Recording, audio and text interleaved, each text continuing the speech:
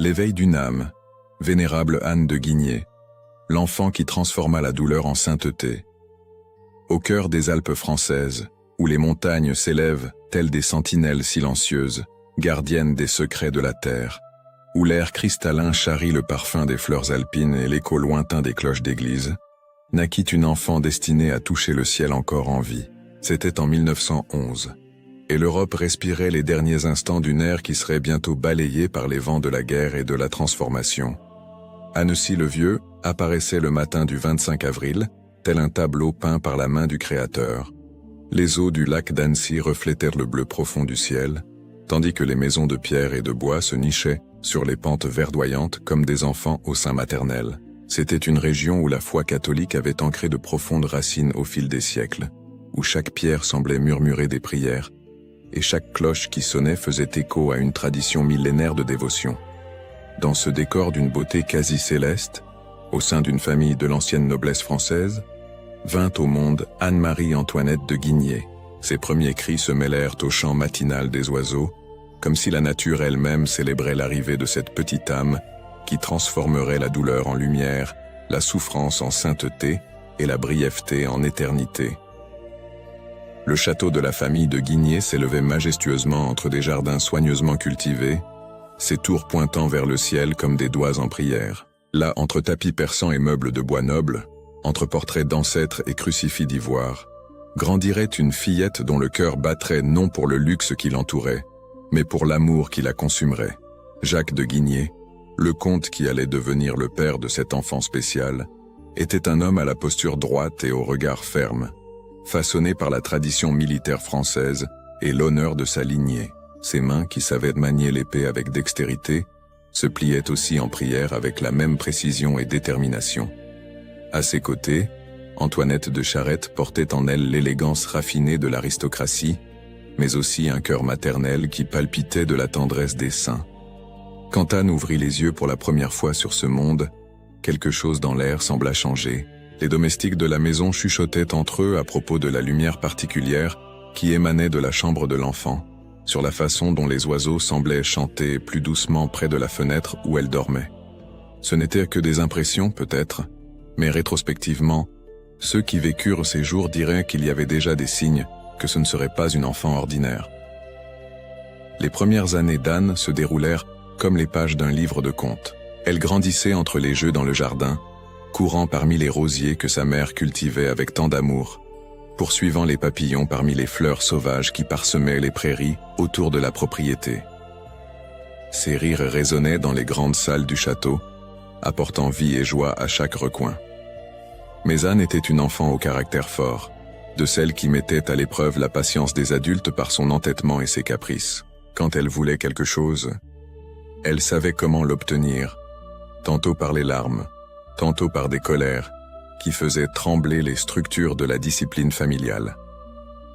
Elle était fière, comme il convenait à une petite aristocrate, habituée à être le centre des attentions, à voir ses désirs satisfaits avec célérité. Les domestiques l'observaient avec un mélange d'affection et d'exaspération. « Cet enfant », disait la vieille gouvernante en secouant la tête tandis qu'Anne courait dans les couloirs les cheveux au vent, « a la force d'un ouragan et la délicatesse d'une rose. Dieu sait ce qu'il fera de ce cœur ardent. » L'éducation à la maison de Guigné suivait les préceptes de la tradition catholique française. Tous les matins, la famille se réunissait dans la chapelle privée pour les prières matinales. Le petit oratoire, avec ses vitraux colorés qui filtraient la lumière de l'aurore en tons d'or et de bleu, témoignait des premières approches d'Anne avec le sacré.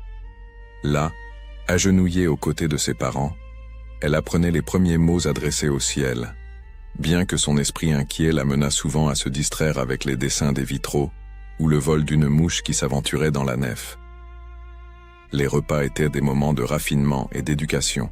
À la table en acajou poli, ornée de porcelaine de Sèvres et de cristaux qui captaient et multipliaient la lumière des candélabres, Anne apprenait non seulement les manières aristocratiques, mais aussi les valeurs que sa famille jugeait essentielles. Le comte Jacques parlait d'honneur, de courage et de devoir envers Dieu et envers la patrie. La comtesse Antoinette enseignait la charité, la compassion et l'importance de prendre soin de ceux qui étaient moins favorisés. Durant ces premières années, Anne semblait absorber ses leçons avec la naturalité propre à l'enfance, sans en comprendre encore toute la profondeur. Elle n'était qu'une fillette jouant à être adulte, imitant les gestes de ses parents, répétant des mots dont le sens véritable n'avait pas encore atteint son cœur. Le monde extérieur commençait à montrer des signes de grands changements imminents. En 1914, quand Anne n'avait que 3 ans, les vents de la guerre commencèrent à souffler sur l'Europe. Dans les grandes capitales, les diplomates se réunissaient dans des salons dorés, tentant en vain d'éviter ce qui semblait inévitable. Mais à Annecy-le-Vieux, protégée par les montagnes et l'amour de sa famille, Anne continuait à vivre dans son monde de poupées et d'histoires, insensible aux rumeurs qui parvenaient du monde des adultes. Jacques de Guigné, en tant qu'officier de l'armée française, savait que la tempête approchait.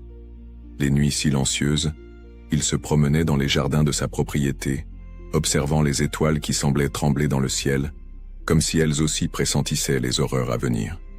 Ses prières devenaient plus intenses, ses conversations avec son épouse étaient plus chargées d'une gravité qu'elle reconnaissait, mais que tous deux tentaient de cacher à leur petite fille. Antoinette, pour sa part, intensifiait ses soins envers Anne, comme si elle pressentait que le temps de paix et d'innocence touchait à sa fin.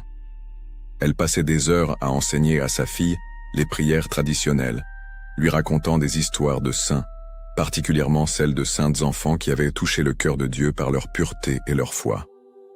Elle ne savait pas alors qu'elle préparait, inconsciemment, Anne pour un chemin qu'elle emprunterait elle-même.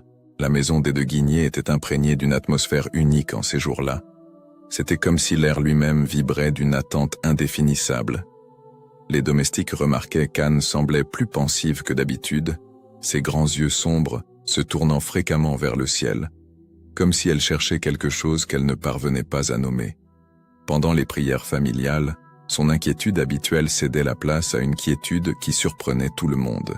C'était la fin d'une ère, bien que personne ne pût encore mesurer complètement ce qui était sur le point d'arriver. L'enfance dorée d'Anne, protégée entre les montagnes des Alpes et l'amour inconditionnel de ses parents, serait bientôt mise à l'épreuve par un événement qui marquerait non seulement sa vie, mais le destin de son âme. Le monde innocent de la petite aristocrate française était sur le point de rencontrer la dure réalité de la guerre et de la perte, et de cette rencontre naîtrait l'une des histoires de sainteté les plus touchantes et inspirantes des temps modernes. Les dernières nuits de paix, lorsque la famille se réunissait dans le grand salon autour de la cheminée crépitante, Anne se blottissait dans les bras de son père pendant que celui-ci lisait des histoires de chevaliers et de princesses. Ses petites mains jouaient avec les décorations militaires qui ornèrent la poitrine paternelle, sans savoir que bientôt ces mêmes décorations seraient tout ce qui lui resterait. Le comte Jacques embrassait les cheveux soyeux de sa fille, respirant profondément son parfum enfantin, comme s'il voulait graver à jamais dans sa mémoire ce moment de bonheur parfait. La comtesse Antoinette, brodant près de la fenêtre d'où l'on apercevait les lumières lointaines d'Annecy, levait occasionnellement les yeux de son ouvrage pour contempler son mari et sa fille. Son cœur de mère pressentait quelque chose que son esprit ne parvenait pas encore à nommer, une ombre qui s'approchait de son foyer heureux, un changement qui transformerait à jamais le cours de leur vie. Ainsi s'achevait la première phase de la vie d'Anne de Guigné, entre rires innocents et prières murmurées, entre jeux dans les jardins et leçons de catéchisme, entre la chaleur du foyer aristocratique et l'immensité silencieuse des montagnes qui gardèrent les secrets du ciel. C'était une enfant comme tant d'autres, mais qui portait dans son petit cœur une capacité d'aimer qui serait bientôt mise à l'épreuve par le feu de la souffrance et de la perte. L'histoire qui est sur le point d'être racontée est celle d'une transformation extraordinaire, celle d'une fillette qui, face à la douleur la plus profonde qu'un enfant puisse éprouver, choisit non le chemin de la révolte ou du désespoir, mais celui de l'abandon total à l'amour de Dieu. C'est l'histoire de la façon dont une petite âme française, au début du XXe siècle, réussit à toucher l'éternité à travers des gestes simples, mais chargés d'un amour qui transcendait son âge et ses circonstances. Les jours s'écoulaient à Annecy-le-Vieux, avec la douce monotonie du bonheur parfait. Anne grandissait entre les saisons qui se succédaient, avec leur beauté alpine, chacune apportant de nouveaux charmes au petit monde qui l'entourait. Au printemps, elle courait dans les jardins où les premières fleurs éclosent comme des sourires colorés sur le visage encore endormi de la terre. En été, les après-midi se prolongeaient en jeux sous l'ombre des grands arbres centenaires qui encadraient la propriété familiale. La fillette avait développé une affection particulière pour les animaux qui habitaient les jardins de la famille. Il y avait un chat gris nommé Mistral, qui était devenu son compagnon d'aventure inséparable. Ensemble, ils exploraient chaque recoin de la propriété, depuis les caves avec leurs fûts de vin qui exhalaient des arômes anciens, jusqu'au grenier où se cachaient des trésors oubliés de générations passées. Anna parlait à Mistral comme s'il pouvait comprendre chaque mot, lui racontant ses petits secrets et ses découvertes quotidiennes. L'éducation d'Anna suivait les normes rigoureuses de l'aristocratie française. Une gouvernante anglaise, Miss Margaret, avait été engagée pour lui enseigner les premiers rudiments des lettres et des chiffres, ainsi que les manières raffinées que l'on attendait d'une jeune femme de sa position.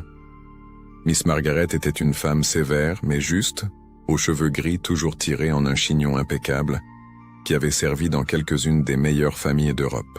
Mademoiselle Anna, disait-elle avec son français teinté d'accent britannique, une dame doit toujours garder le dos droit et l'esprit serein. Mais Anna, fidèle à son tempérament vigoureux, testait constamment les limites de la patience de son éducatrice. Il y avait des jours où elle refusait catégoriquement de pratiquer la calligraphie, préférant inventer des histoires fantastiques qu'elle racontait à tous ceux qui voulèrent bien l'entendre. C'était une enfant imaginative, capable de transformer le jardin en un royaume enchanté où elle était simultanément princesse, chevalier et dragon, selon les besoins de l'aventure. Sa mère, l'observant par la fenêtre du petit salon vert, souriait en la voyant commander des armées invisibles ou négocier des traités de paix avec les fleurs. Les repas de famille étaient des moments de signification particulière dans la maison des de Guigné. Le comte Jacques tenait à ce que tous se réunissent au moins une fois par jour autour de la grande table de la salle à manger. Là, entre les assiettes de porcelaine décorées d'armoiries familiales et les verres en cristal qui captaient la lumière des candélabres, se déroulaient des conversations qui façonnaient la personnalité de la petite Anna. Jacques parlait de ses devoirs militaires, avec la fierté typique de sa génération et de sa classe sociale. Il décrivait les exercices avec la troupe, les manœuvres dans les montagnes, l'importance de servir la patrie avec honneur et distinction. Anna l'écoutait, les yeux brillants, absorbant chaque mot comme une éponge. Pour elle, son père était le héros le plus extraordinaire qui pût exister, un chevalier sorti des pages des livres de contes que Miss Margaret lui lisait avant de dormir.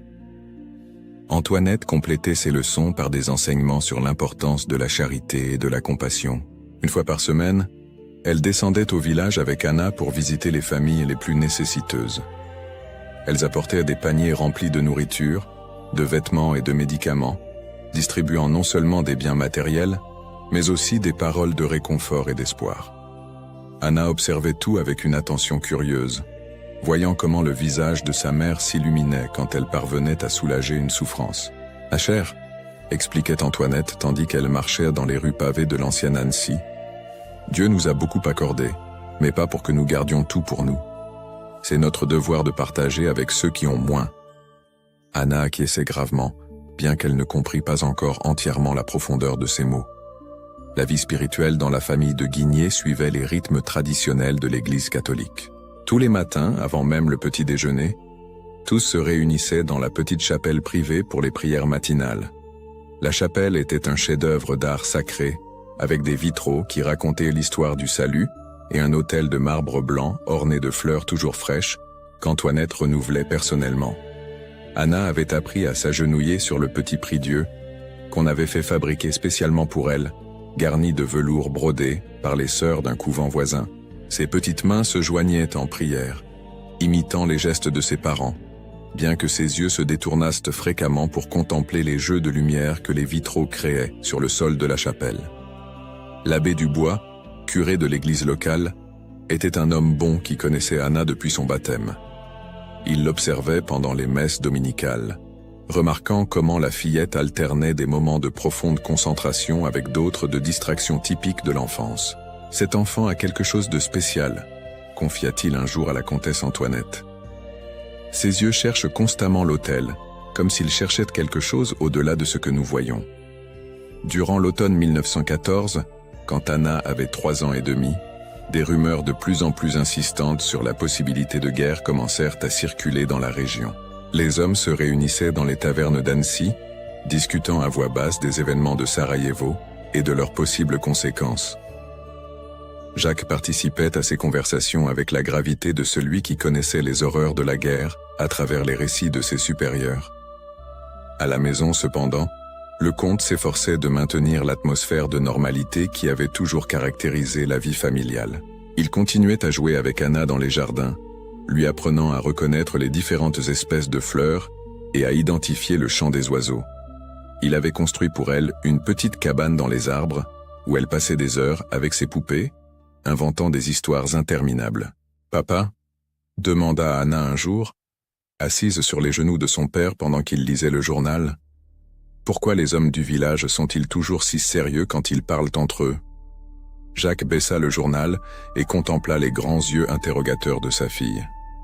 Un instant, il hésita entre préserver son innocence ou la préparer subtilement aux défis qui pourraient en survenir. « Parfois, ma petite, » répondit-il finalement, « les adultes doivent prendre des décisions difficiles pour protéger tout ce que nous aimons. Mais tu n'as pas à t'en faire pour ça maintenant. Papa est là pour prendre soin de toi et de maman. » Anna parut satisfaite de l'explication et recommença à jouer avec les boutons dorés de l'uniforme paternel. Mais quelque chose dans son regard enfantin suggérait qu'elle percevait plus qu'elle ne laissait transparaître. Les soirées d'hiver apportèrent des moments d'intimité familiale particulière. La grande cheminée du salon principal crépitait avec des bûches de chêne qui parfumaient toute la pièce. Jacques s'asseyait dans son fauteuil préféré, en cuir déjà usé par l'usage, avec Anna blottie dans ses bras. Antoinette occupait la chaise voisine, toujours avec quelques broderies entre les mains, mais les yeux se détournant fréquemment du travail pour contempler mari et fille. C'est à ces moments-là qu'Anna demandait les histoires qu'elle préférait. Les aventures des chevaliers médiévaux, les légendes des saints français, les contes de fées que son imagination embellissait de détails de plus en plus fantastiques. Jacques avait le don de raconter des histoires, modulant sa voix selon les personnages, créant du suspense au bon moment, faisant rire Anna ou l'émouvant au gré du récit. « Raconte l'histoire de Saint-Louis, papa » demandait-elle par une nuit de décembre particulièrement froide. Et Jacques commençait à narrer les aventures du roi saint, transformant le salon en un décor médiéval où défilèrent des chevaliers en armure étincelante, des dames d'une grande beauté et des vilains qui étaient toujours vaincus par le courage et la foi. Anna buvait chaque mot, ses yeux brillants à la lumière des flammes qui dansaient dans la cheminée.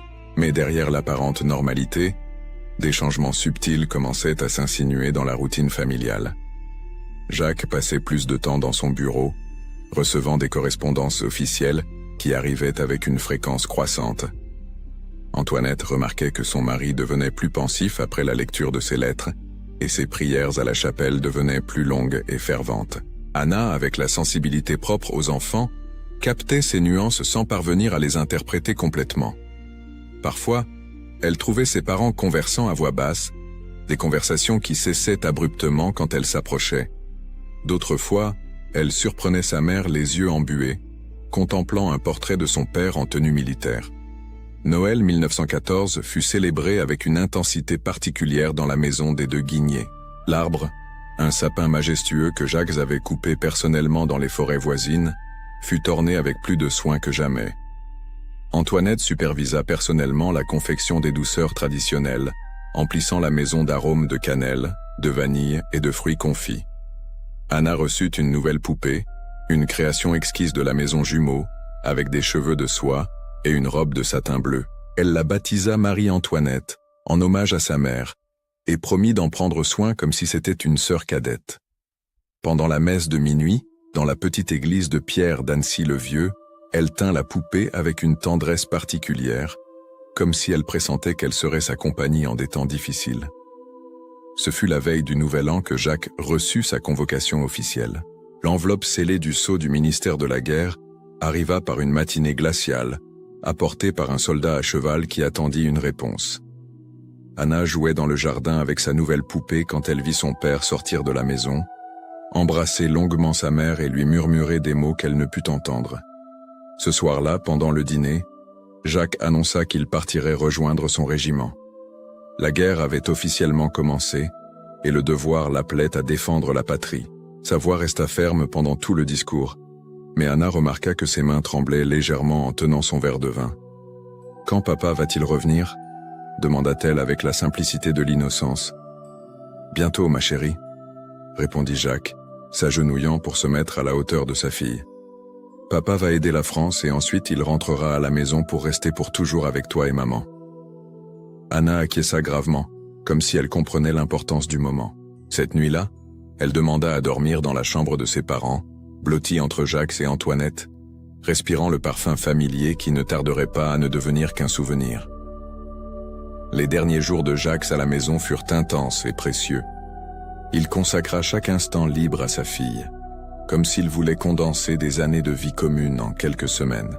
Il lui enseignait des chants militaires qu'elle répétait avec fierté, lui montrait des cartes de France en lui expliquant par où il passerait, promettait d'envoyer des lettres racontant ses aventures. Le matin du départ se leva enveloppé d'un épais brouillard qui rendait le monde autour de la propriété des de Guigné presque irréel, comme si la nature elle-même voulait adoucir la douleur de ce moment. Jacques avait passé la nuit en veille dans la chapelle, agenouillé devant l'autel, ses prières silencieuses montant au ciel comme de l'encens invisible. Quand Antoinette le trouva là, peu avant l'aube, elle remarqua qu'il tenait entre ses mains la petite médaille de la Vierge qu'Anne lui avait donnée à Noël. « Pour protéger papa », elle avait dit avec tout le sérieux de ces quelques années, accrochant la chaîne dorée au cou de son père avec les gestes solennels de quelqu'un qui conférait une décoration de guerre. La maison s'éveillait lentement à ce jour que tous désiraient reporter indéfiniment. Les domestiques se déplaçaient en silence, préparant les bagages militaires de Jacques avec le soin révérencieux de celui qui manipule des reliques sacrées. L'uniforme était impeccablement repassé, les bottes reluisaient comme des miroirs, et l'épée ancestrale de la famille avait été polie, jusqu'à briller comme de l'argent. Anne se réveilla plus tôt que d'habitude, comme si son cœur d'enfant pressentait la gravité de ce jour. Elle trouva ses parents dans la salle à manger, où un petit déjeuner élaboré avait été préparé, mais restait presque intact. Jacques portait son uniforme de gala, transformé en l'officier austère qu'elle admirait, mais ses yeux conservaient la tendresse paternelle qu'elle connaissait si bien. « Ma petite princesse », dit-il, ouvrant les bras pour l'accueillir. Anne courut vers lui, remarquant pour la première fois l'odeur différente que l'uniforme conférait à son père, un arôme de cuir et de métal qui se mêlait à son parfum familier. Pendant le petit déjeuner, Jacques expliqua de nouveau à sa fille qu'il partait pour un voyage important, mais qu'il penserait toujours à elle et à maman. Antoinette forçait un sourire, servant du chocolat chaud dans l'une des tasses en porcelaine préférée d'Anne, celle décorée de petites fleurs sauvages qui rappelaient les jardins de la propriété. « Tu seras une bonne fille pour maman ?» demanda Jacques, tenant les petites mains de sa fille entre les siennes, déjà raides par le froid du matin et la tension du moment. « Oui, papa. Et je prierai tous les jours pour que tu reviennes vite, » répondit Anne avec une gravité qui toucha profondément le cœur de ses parents. La calèche arriva ponctuellement à 9 heures, tirée par 2 chevaux noirs dont la vapeur du souffle se mêlait au brouillard matinal. Le cocher, un homme âgé qui servait la famille depuis des décennies, descendit pour charger les bagages avec des mouvements lents, comme s'il voulait lui aussi prolonger ses derniers instants. Dans la cour de la maison, tous les employés de la propriété se réunirent pour dire adieu au comte. Hommes et femmes qui avaient grandi en voyant Anne faire ses premiers pas, qui connaissaient chaque recoin de cette maison, chaque arbre de ce jardin, chaque pierre de ces murs qui semblaient maintenant trop fragiles pour protéger le bonheur qui y habitait. Jacques marcha parmi eux, saluant chacun personnellement, remerciant les années de dévouement, demandant de prendre soin de son épouse et de sa fille pendant son absence. Ses paroles étaient fermes, mais Anne remarqua qu'il clignait des yeux plus souvent que d'habitude, comme s'il luttait contre quelque chose qu'elle ne comprenait pas. Le moment des adieux définitifs arriva enfin. Jacques s'agenouilla dans la cour pavée, se mettant à la hauteur d'Anne. Pendant quelques instants, père et fille se contemplèrent en silence, gravant dans leur mémoire chaque détail de ce visage qui était le miroir de l'autre. « Ma petite guerrière », murmura Jacques, utilisant le surnom affectueux qu'il avait créé pour elle. « Te souviens-tu des histoires de chevaliers que je racontais ?» Anne hocha la tête, ses grands yeux sombres fixés sur le visage paternel. « Alors tu sais que parfois les chevaliers doivent partir pour des missions importantes, mais ils reviennent toujours à la maison, auprès de ceux qu'ils aiment. C'est ce que papa va faire. Il va accomplir sa mission et ensuite il reviendra pour toi et pour maman. Il embrassa le front de sa fille avec une tendresse infinie, puis se leva et serra Antoinette dans une étreinte qui semblait vouloir arrêter le temps. Mari et femme restèrent ainsi de longs instants, murmurant des mots qu'Anne ne pouvait entendre, mais dont elle ressentait le poids émotionnel avec toute son intensité. Quand Jacques s'éloigna finalement et marcha vers la calèche, Anne sentit pour la première fois de sa vie cette étrange sensation dans sa poitrine, un serrement qui lui donnait envie de courir après lui, de le retenir, de l'empêcher de partir. Mais elle resta immobile aux côtés de sa mère, sa petite main entrelacée avec les doigts tremblants d'Antoinette. La calèche commença à se mouvoir lentement sur le chemin de gravier qui menait au portail de la propriété. Jacques fit signe de la main par la fenêtre, sa silhouette militaire devenant de plus en plus petite à mesure qu'il s'éloignait. Anne lui rendit son salut, continuant d'agiter la main même après que la calèche eut disparu dans le virage de la route, même après que le son des roues et des sabots des chevaux se fut perdu au loin. Ce fut alors qu'elle entendit pour la première fois le son qui l'accompagnerait les mois suivants, le pleur silencieux de sa mère. Antoinette tentait de retenir ses larmes, mais elles coulaient sur son visage comme la pluie sur une vitre. Anne l'observa avec curiosité et inquiétude, une compréhension encore vague mais croissante, se formant dans son esprit d'enfant. « Pourquoi maman est-elle triste ?» demanda-t-elle avec la franchise typique de l'enfance. Antoinette s'agenouilla et tira sa fille contre elle. « Maman s'ennuie de papa, ma chérie. Quand on aime beaucoup quelqu'un, on s'ennuie quand cette personne s'en va. » Anne resta pensive quelques instants, traitant cette nouvelle information. Puis, avec la résolution soudaine qui caractérisait ses décisions enfantines, elle déclara « Alors je vais être sage pour que maman ne soit plus triste. » Cette simple déclaration marqua le début de la transformation la plus extraordinaire dans la vie d'Anne de Guigné. Sans comprendre complètement ce qui se passait, sans saisir les mécanismes complexes de la guerre qui avait emporté son père, elle avait identifié un problème à sa portée, la souffrance de sa mère.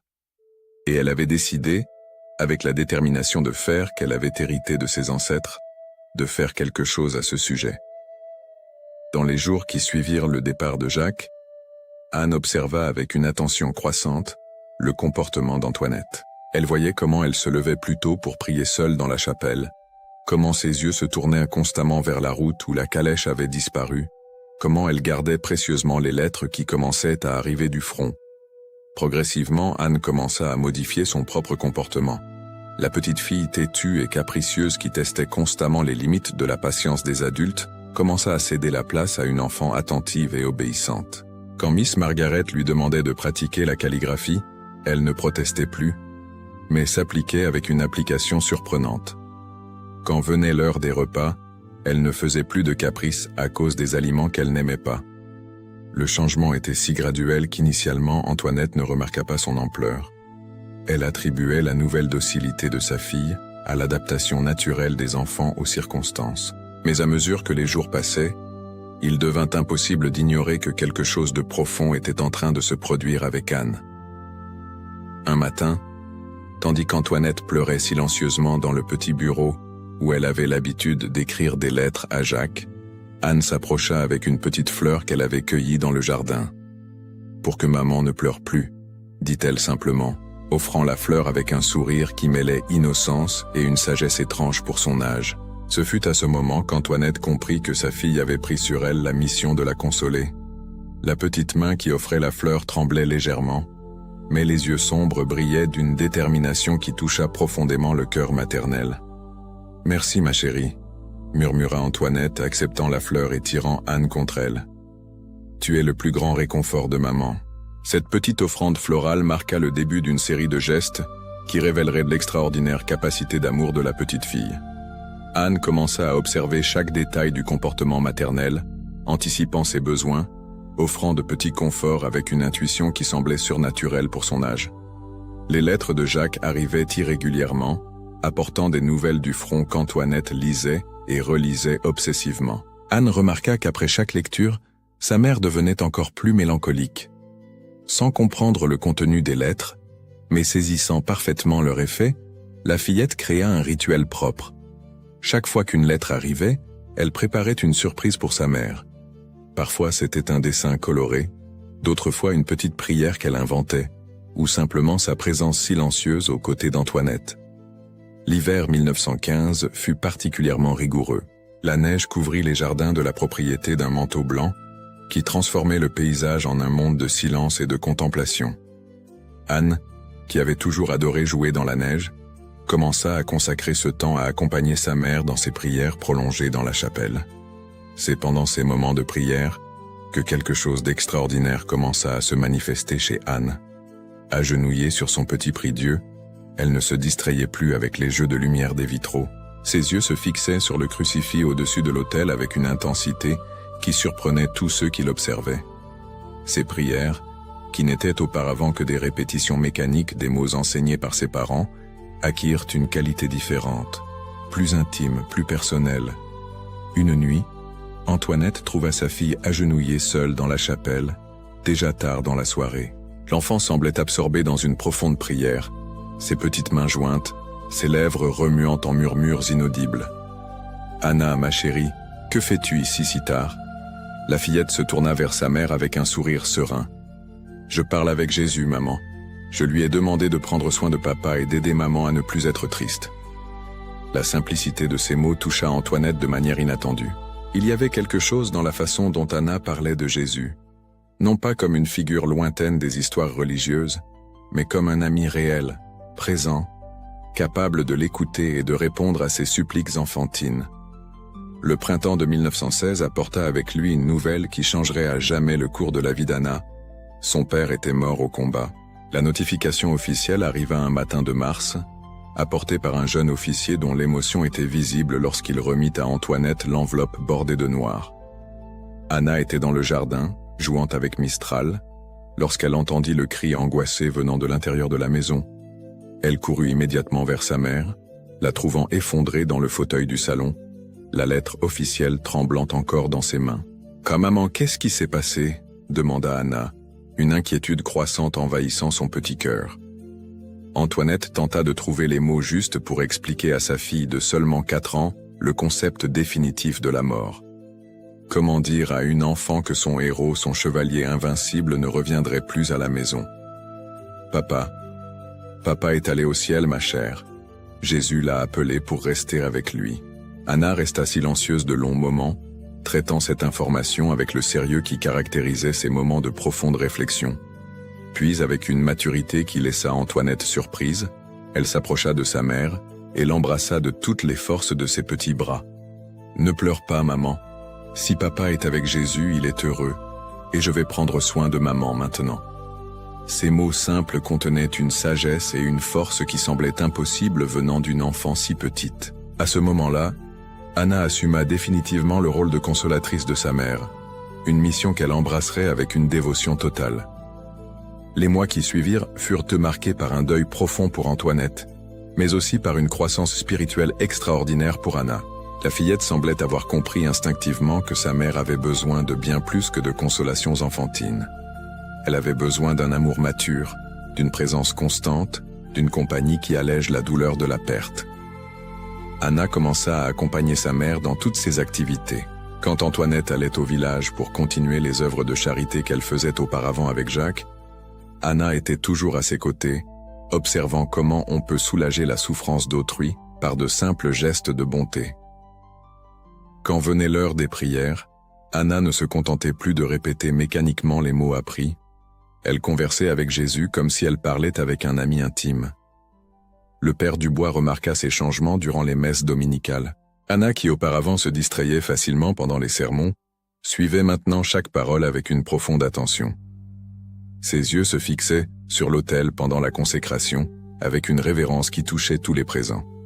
« Madame la comtesse, » lui dit-il après une messe, « votre fille fait preuve d'une piété exceptionnelle pour son âge. Il est peut-être temps d'envisager sa préparation à la première communion. Traditionnellement, les enfants ne recevaient la première communion qu'à 7 ans. Mais Anna faisait preuve d'une compréhension des mystères de la foi qui transcendait son âge chronologique. Après plusieurs conversations avec la fillette, le père Dubois fut convaincu qu'elle était spirituellement prête à recevoir Jésus sacramenté. La préparation à la première communion devint le centre de la vie d'Anna. Elle étudiait le catéchisme avec une application qui surprenait Miss Margaret, posant des questions profondes sur la nature de Dieu, sur le sens de l'Eucharistie, sur l'amour de Jésus pour les hommes. Ces questions révélaient une soif de connaissance spirituelle qui allait bien au-delà de la curiosité enfantine normale. « Miss Margaret ?» demanda-t-elle un jour. « Quand Jésus vient dans mon cœur lors de la communion, il va rester pour toujours ?» La gouvernante anglaise, protestante de formation, mais respectueuse de la foi catholique de la famille, resta momentanément sans voix devant la profondeur de cette question. « Tu devrais poser cette question au père Dubois, ma chère. Il saura mieux te l'expliquer. » Quand Anna posa la même question au curé, il fut ému par la soif eucharistique qui transparaissait dans les paroles de la fillette. « Jésus reste avec nous tant que nous l'aimons vraiment, expliqua-t-il. Et d'après ce que je vois, ma petite, tu l'aimes déjà beaucoup. » La date de la première communion fut fixée au dimanche 2 mai 1916, fête de Saint-Joseph ouvrier. Anna avait eu 5 ans quelques jours auparavant, mais sa maturité spirituelle impressionnait tous ceux qui la connaissaient. Antoinette se consacra aux préparatifs avec la ferveur de quelqu'un qui organise une fête céleste. La robe blanche fut commandée aux meilleures couturières d'Annecy, confectionnée en soie pure avec des broderies délicates qui rappelaient des fleurs angéliques. Le voile était une ancienne dentelle qui avait appartenu à la grand-mère d'Anna, et la couronne de fleurs serait faite avec des roses blanches des propres jardins de la propriété. La veille de la communion, Anna passa des heures dans la chapelle en préparation spirituelle. Antoinette l'y trouva au crépuscule, agenouillée en profonde prière, ses petites mains jointes, le visage illuminé par une paix qui semblait venir d'un autre monde. « Anna, ma chérie, tu devrais te reposer pour demain. Je me prépare à recevoir Jésus, maman. Je veux que mon cœur soit bien propre pour lui. » Le matin de la première communion se leva radieux. Le soleil filtrait à travers les vitraux de la petite église d'Annecy-le-Vieux, créant une atmosphère de beauté céleste. Anna, vêtue comme une petite fiancée du Christ, marchait dans l'allée centrale avec une solennité qui émut toutes les personnes présentes. Lorsqu'elle s'agenouilla devant l'autel pour recevoir l'hostie consacrée, quelque chose d'extraordinaire se produisit. Le père Dubois raconterait plus tard qu'en plaçant l'Eucharistie sur la langue de la fillette, il vit son visage se transfigurer en une expression d'extase qu'il n'avait jamais vue chez une enfant si petite. Anna resta en action de grâce pendant plus d'1 heure, complètement absorbée, comme si elle était en conversation intime avec le Christ lui-même. À partir de ce jour, la vie spirituelle d'Anna s'intensifia encore davantage. Elle demandait constamment à visiter l'église, non plus seulement pour accompagner sa mère, mais par désir propre d'être près du Saint-Sacrement. Ses prières devinrent plus longues et plus ferventes, et elle commença à parler de Jésus avec une familiarité qui impressionnait et parfois inquiétait les adultes. « Jésus m'a dit que papa est très heureux au ciel », raconta-t-elle un jour à Antoinette, avec la simplicité de quelqu'un qui rapporte une conversation banale. Antoinette observait ces manifestations avec un mélange d'admiration et de préoccupation maternelle. C'était réconfortant de voir la foi profonde de sa fille, mais l'intensité spirituelle d'une si petite enfant l'inquiétait également.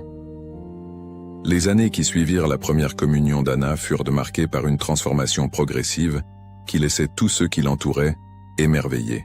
La fillette qui avait été capricieuse et têtue avait complètement disparu, faisant place à une enfant d'une douceur angélique, mais dont la force de volonté se dirigeait désormais entièrement vers le désir de plaire à Dieu et de consoler les affligés. Anna développa l'habitude de faire de petits sacrifices quotidiens, les offrant à Jésus comme preuve de son amour. Elle renonçait aux bonbons qu'elle aimait, se levait plus tôt pour avoir plus de temps de prière, cédait ses jouets préférés à ses jeunes frères et sœurs nés les années suivantes. Chaque geste, aussi minime fût-il, était offert avec l'intention pure de plaire au Seigneur. « Pourquoi n'as-tu pas voulu du gâteau au chocolat, Anna ?» lui demanda un jour la cuisinière, une femme bienveillante qui avait vu la fillette grandir. « C'est un petit cadeau que je fais à Jésus », répondit Anna avec son sourire lumineux. « Il aime quand nous faisons des sacrifices par amour. » La simplicité de cette réponse contenait une théologie profonde que beaucoup d'adultes mettraient des années à comprendre. Anna avait découvert avec son intuition enfantine la valeur rédemptrice du sacrifice offert par amour. Antoinette observait ces transformations avec une admiration croissante. La fille qu'elle avait enfantée était devenue sa consolatrice, sa compagne spirituelle, son guide sur le chemin de la sainteté. Souvent, c'étaient les mots simples d'Anna qui apportèrent de la lumière aux moments les plus sombres de son veuvage. Pendant l'hiver de 1920, quand Anna avait 9 ans, une épidémie de grippe ravagea la région. De nombreuses familles pauvres d'Annecy furent durement touchées, sans ressources pour les médicaments ou les soins médicaux appropriés. Antoinette organisa une campagne d'aide et Anna insista pour l'accompagner lors des visites aux malades. « Maman, puis-je donner ma poupée Marie-Antoinette à la petite Marguerite ? Elle n'a aucun jouet et elle est si malade. » La poupée était le cadeau le plus précieux qu'Anna possédait, le souvenir tangible du dernier Noël avec son père. Mais elle l'offrait sans hésitation, avec la générosité de quelqu'un qui comprend que l'amour véritable se manifeste dans le don de soi. Antoinette fut émue par le geste de sa fille. « Es-tu sûre, ma chère ? C'est ta poupée préférée. Jésus a dit qu'il vaut mieux donner que recevoir, maman. Et Marguerite en a plus besoin que moi. » Cette poupée apporta non seulement de la joie à la fillette malade, mais aussi une étrange sensation de paix qui se répandit dans toute la famille. Quelques jours plus tard, la fièvre de la petite Marguerite tomba, et elle se rétablit complètement, l'un des rares enfants de cet âge à avoir survécu à l'épidémie. Les histoires concernant Anna commencèrent à se répandre dans la région. On parlait de son extraordinaire bonté, de son exceptionnelle piété, de petits miracles qui semblèrent se produire partout où elle se trouvait. Le père Dubois notait scrupuleusement ces occurrences, pressentant qu'il était en présence de quelque chose de véritablement extraordinaire. Anna développa également une dévotion spéciale envers la Vierge Marie.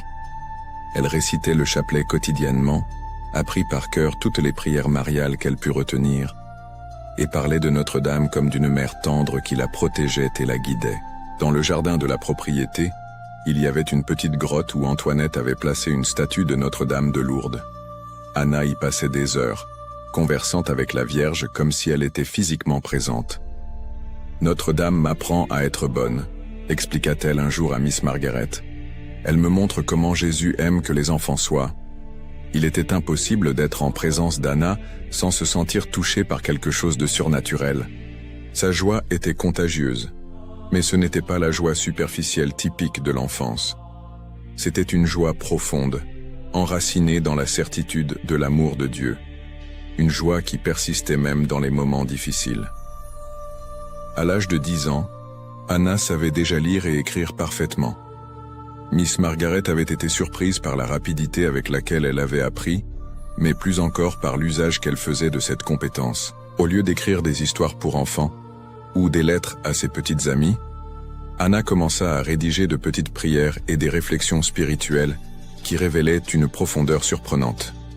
Dans un de ses petits cahiers, retrouvé après sa mort, se trouvait cette prière qu'elle avait composée à l'âge de 9 ans. « Cher Jésus, je t'aime tellement que mon cœur veut parfois sortir de ma poitrine pour voler jusqu'à toi. Apprends-moi à être bonne comme tu es bon, afin que, lorsque je mourrai, je puisse rester avec toi pour toujours au ciel. » Ces mots, écrits avec la calligraphie soignée d'une enfant, contenaient une théologie mystique qui impressionnerait même les théologiens les plus érudits. Anna avait compris avec son intuition surnaturelle les mystères de l'union avec Dieu que de nombreux saints mirent des décennies à atteindre. Antoinette gardait jalousement ses écrits, pressentant qu'ils étaient les documents précieux d'une âme véritablement sainte. Parfois, elle les lisait à voix haute à Anna, qui rougissait d'attention, disant toujours qu'elle n'avait rien écrit d'extraordinaire, juste de petites conversations avec Jésus. L'une des annotations les plus touchantes disait « Quand je vois maman triste, je me souviens que Jésus aussi était triste quand il voyait les gens souffrir. Alors j'offre de petits baisers à Jésus pour qu'il les donne à maman et qu'elle soit plus joyeuse. » Cette capacité à transformer ses impulsions affectives enfantines en oblations spirituelles révélait une âme déjà profondément unie à Dieu. Anna avait découvert le secret de la sainteté, transformer chaque acte, chaque pensée, chaque émotion en offrande d'amour au Créateur. Durant cette période, Anna commença également à faire preuve d'une compréhension surprenante des souffrances d'autrui. Lorsqu'elle visitait les pauvres avec sa mère, elle savait exactement quoi dire pour consoler chaque personne. Aux enfants orphelins, elle parlait de comment Jésus avait lui aussi perdu son père terrestre. Aux mères qui avaient perdu des enfants, elle expliquait comment au ciel toutes les familles se retrouveraient. « Comment sais-tu ces choses, Anna ?» lui demanda un jour une femme qui avait perdu son mari à la guerre. « Jésus me l'enseigne, » répondit-elle simplement. « Quand je lui parle, il me montre comment aider les gens. » L'automne 1921 apporta avec lui les premiers signes de la maladie qui allait emporter Anna vers l'éternité. Cela commença par des maux de tête qu'elle cacha initialement, ne voulant pas inquiéter sa mère. Mais progressivement, les symptômes s'intensifièrent, fièvre, vomissements, une raideur au cou qui alarma Antoinette. Le médecin de famille, le docteur Chevalier, fut appelé immédiatement. Après un examen attentif, son diagnostic fut sombre. Méningite tuberculeuse, une maladie presque toujours fatale à cette époque, surtout pour les enfants. « Madame la comtesse », dit-il à Antoinette en privé, « je dois être honnête. L'état d'Anna est très grave. Avec les traitements disponibles, je ne peux pas offrir beaucoup d'espoir. » Antoinette sentit le monde s'écrouler autour d'elle. Perdre Jacques avait été terrible, mais la perspective de perdre aussi Anna semblait au-delà de ce que son cœur pouvait supporter. Mais quand elle retourna dans la chambre de sa fille, ce fut Anna qui la consola. « Ne t'inquiète pas, maman. Si Jésus veut me prendre au ciel, je serai avec papa. Et s'il veut que je reste, je guérirai pour prendre soin de maman. » L'acceptation sereine d'Anna face à la possibilité de la mort impressionna tout le monde. Elle ne montrait aucune peur, juste une confiance totale en la volonté de Dieu. Durant les jours qui suivirent, tandis que la maladie progressait, elle offrait chaque douleur, chaque inconfort, comme un cadeau à Jésus.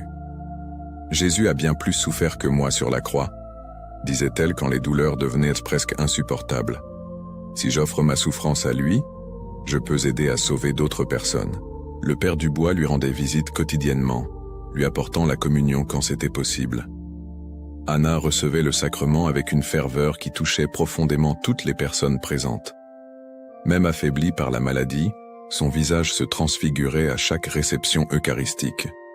Durant les dernières semaines de sa vie, Anna semblait vivre dans un état de contemplation quasi constant.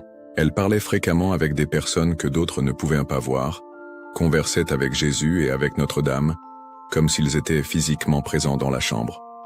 « Maman, » dit-elle l'une des dernières matinées, « Jésus est ici à côté de mon lit. Il a dit que bientôt je pourrais le voir de mes propres yeux, et pas seulement avec mon cœur. » Antoinette, bien que dévastée par la douleur, ne pouvait s'empêcher d'être impressionnée par la paix surnaturelle qui émanait de sa fille. Anna était devenue, durant les derniers mois de sa vie, une source de consolation spirituelle pour tous ceux qui lui rendaient visite. Le matin du 14 janvier 1922 se leva, froid et clair, à Annecy-le-Vieux. Anna avait passé une nuit difficile, mais à l'aube, elle semblait plus sereine que jamais. Elle demanda qu'on ouvre les fenêtres de la chambre, voulant voir une fois de plus le jardin où elle avait joué durant toute sa courte vie. « Quel beau jour Jésus a fait pour moi !» murmura-t-elle, contemplant le paysage couvert de neige qui brillait sous le soleil matinal. Durant toute la matinée, elle reçut les visites de ceux qui l'aimaient. Elle fit ses adieux à chaque domestique de la maison, les remerciant de la bonté dont ils avaient fait preuve au fil des ans. Elle embrassa Miss Margaret, lui demandant de ne pas être triste parce que Jésus prendrait très bien soin d'elle au ciel. Vers midi, elle demanda à rester seule avec Antoinette.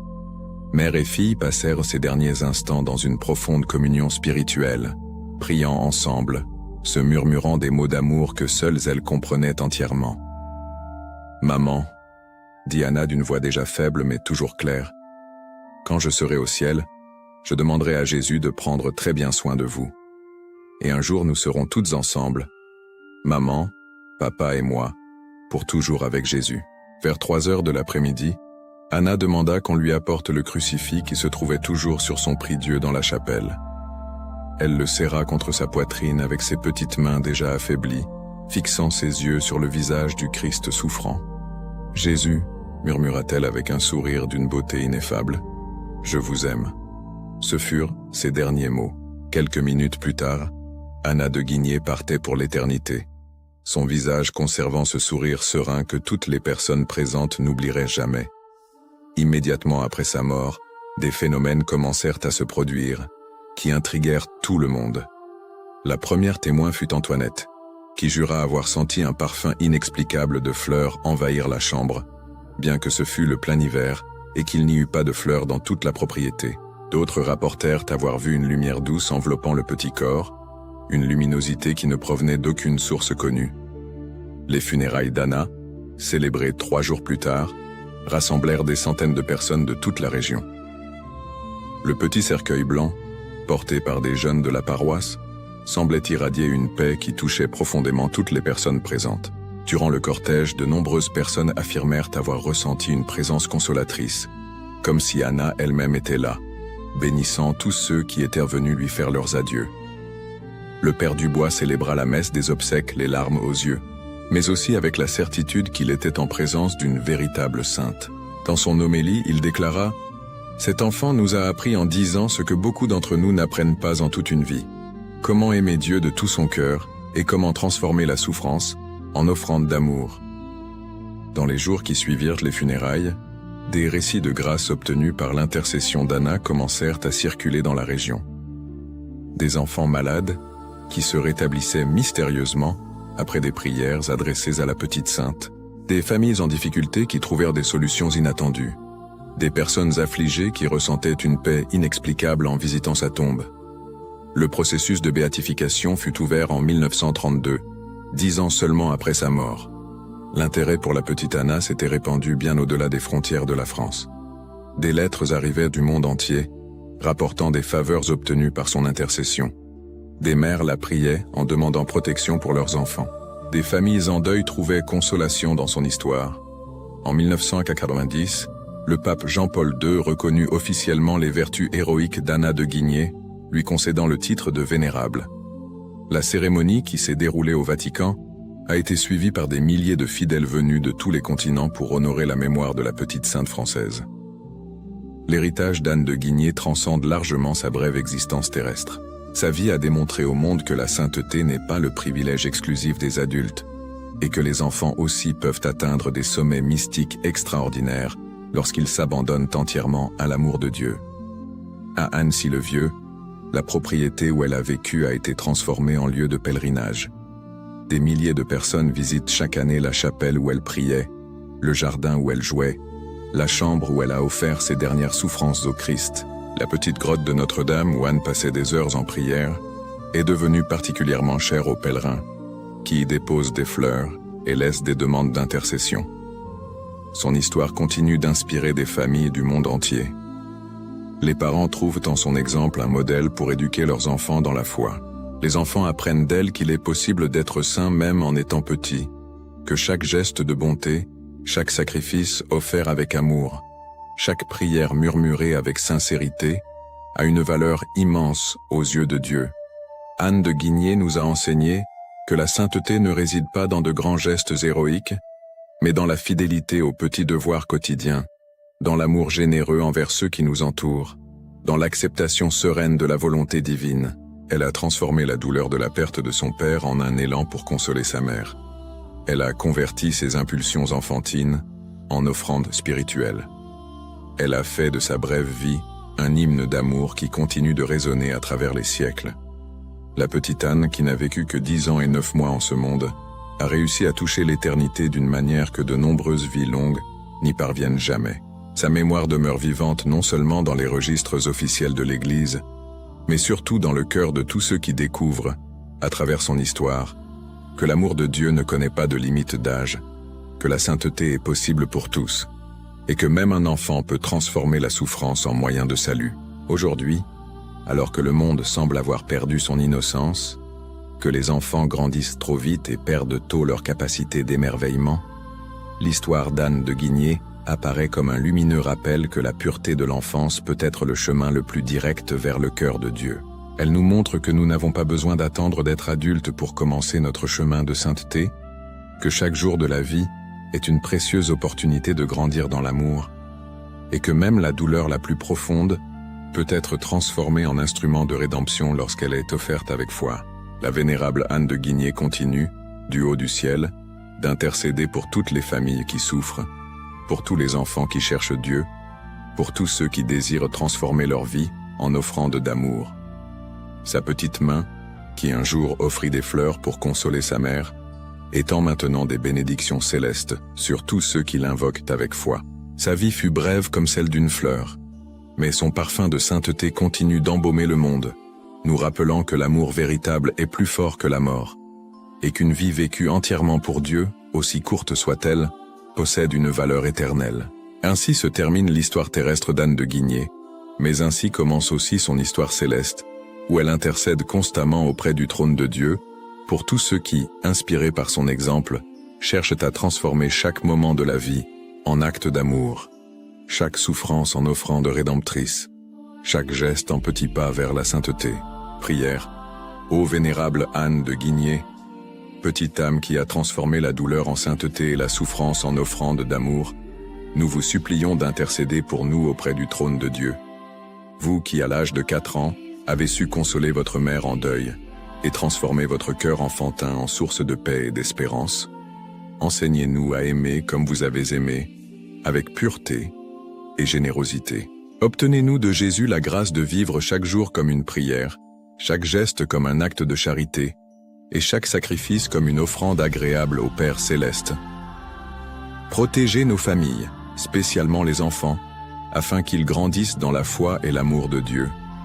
Consolez les parents qui ont perdu leurs enfants et les enfants qui ont perdu leurs parents, en leur montrant qu'au ciel, toutes les séparations se transforment en retrouvailles éternelles.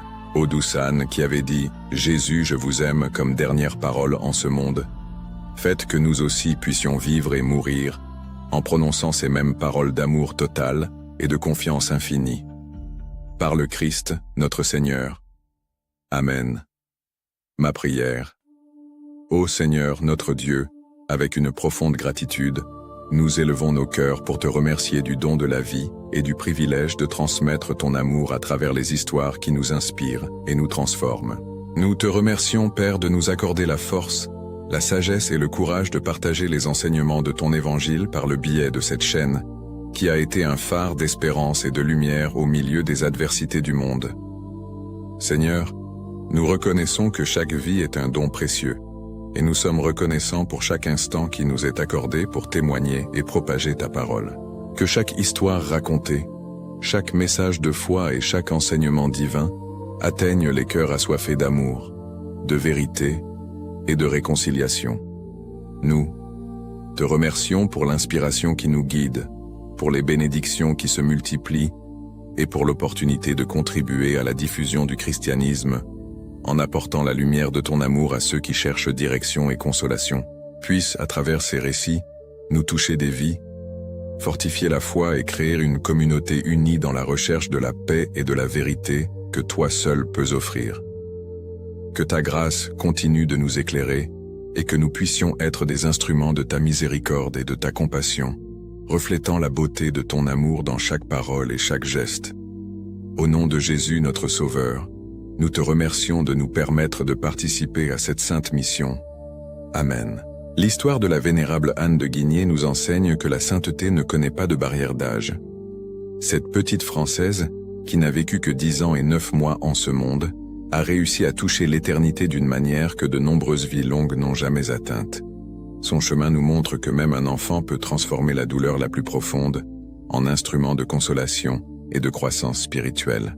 Anne nous enseigne que les grands saints ne sont pas seulement ceux qui ont réalisé des miracles spectaculaires ou qui ont vécu des vies extraordinaires aux yeux du monde. Parfois, la sainteté se manifeste dans les gestes les plus simples. Une fleur offerte pour sécher les larmes de la mère, une prière murmurée dans le silence de la nuit, un petit sacrifice offert avec un amour immense. Elle a découvert que chaque acte de bonté, aussi minime soit-il, possède une valeur éternelle lorsqu'il est offert avec un cœur pur. La transformation d'Anne après la mort de son père nous révèle quelque chose de profond sur la nature humaine. Notre capacité à choisir comment répondre à la souffrance. Face à la perte irréparable, elle aurait pu se révolter, devenir amère ou se replier sur elle-même. Mais elle a choisi le chemin de l'amour, décidant que sa douleur servirait à apaiser la douleur d'autrui. Ce choix, fait par une enfant de seulement 4 ans, contient une sagesse qui défie notre compréhension adulte.